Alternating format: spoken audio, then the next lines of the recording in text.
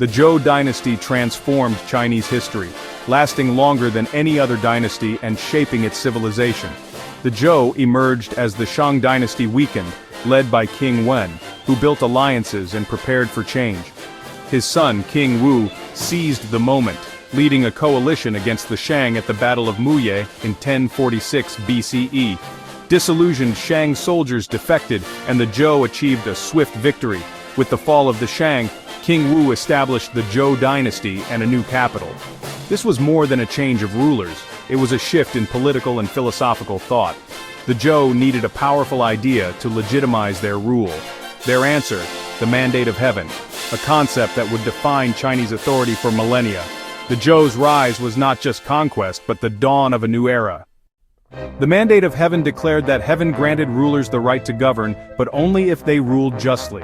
If a king became corrupt, heaven's displeasure would show through disasters, justifying rebellion. This doctrine gave rulers legitimacy, but also held them accountable.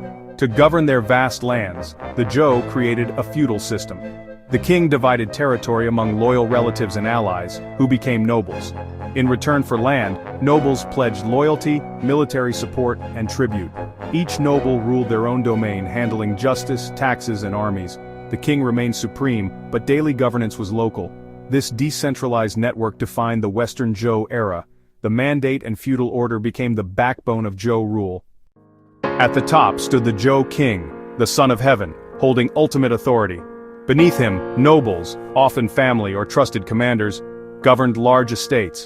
Nobles owed the king military service and tribute, living in walled towns and enjoying privilege. Most people were peasants, working land owned by the king and managed by nobles. Peasants provided food, labor, and soldiers, forming the economic backbone of Zhou society. The social order was clear: king, nobles, peasants, each with defined roles and obligations. Loyalty and kinship held the system together. The king offered protection and legitimacy, nobles gave support, peasants sustained all.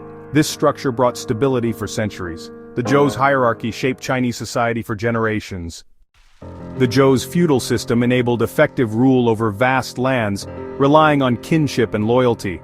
Over time, these bonds weakened, nobles grew independent, and the king's power faded. Despite decline, the Zhou era sparked a golden age of philosophy. Confucius, Laozi, and others emerged. The Mandate of Heaven became a lasting principle, used by future dynasties to justify rule. The Zhou's legacy was not just political but deeply cultural and philosophical.